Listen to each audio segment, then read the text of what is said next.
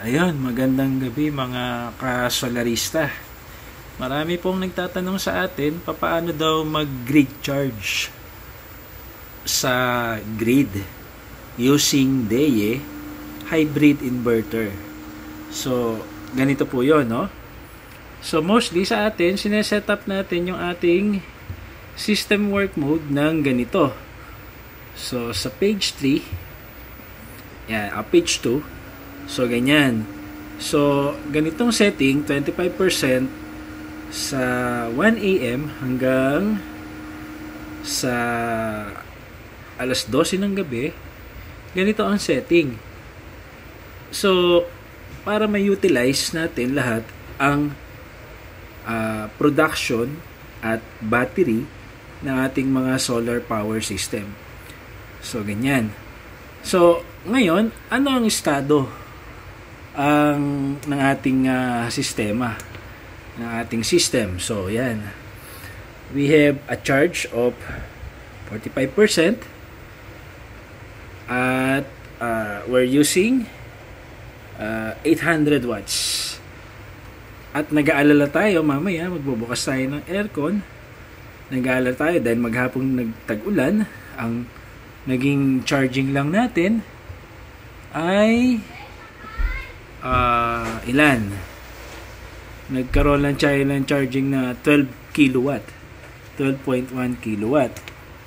So, para hindi tayo mag-alala na tayo ay mawawalan ng kuryente kung gumamit man tayo ng aircon mamaya.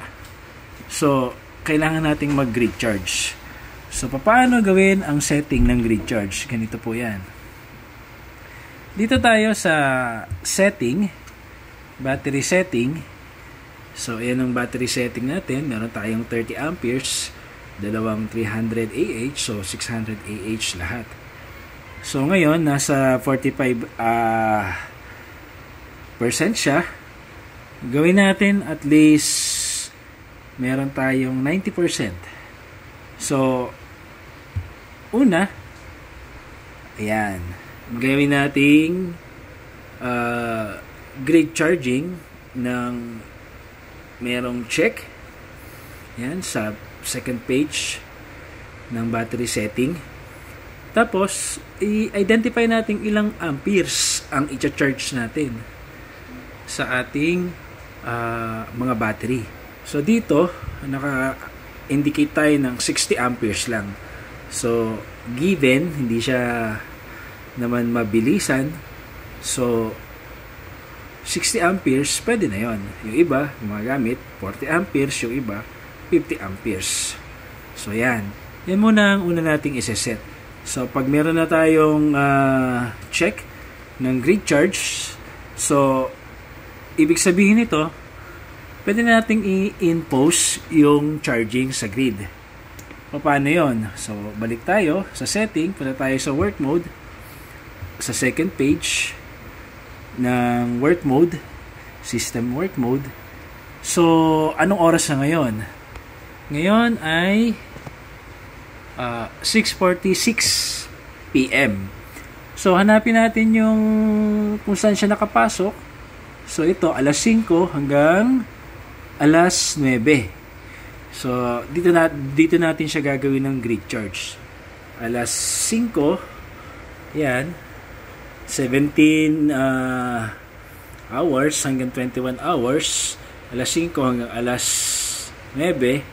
So, pipindutin natin, hindi natin check yung alas 5 hanggang alas 9. So, yan. Tapos, from this hour, ilan ang i-charge natin? So, tataas natin from 25%. Kung at least gawin natin hanggang 90%, mag-charge siya hanggang 95% para safe. Yan.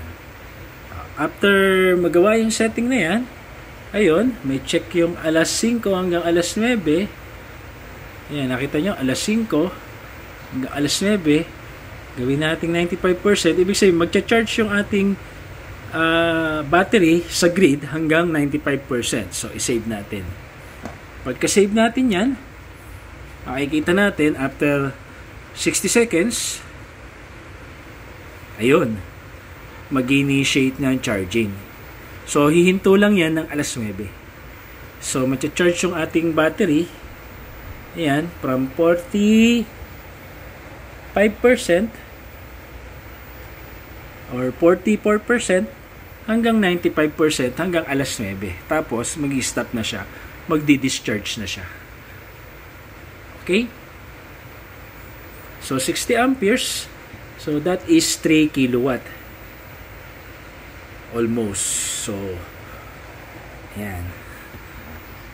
Sana makatulong po sa inyo sa pagko-configure ng inyong DEA hybrid inverter.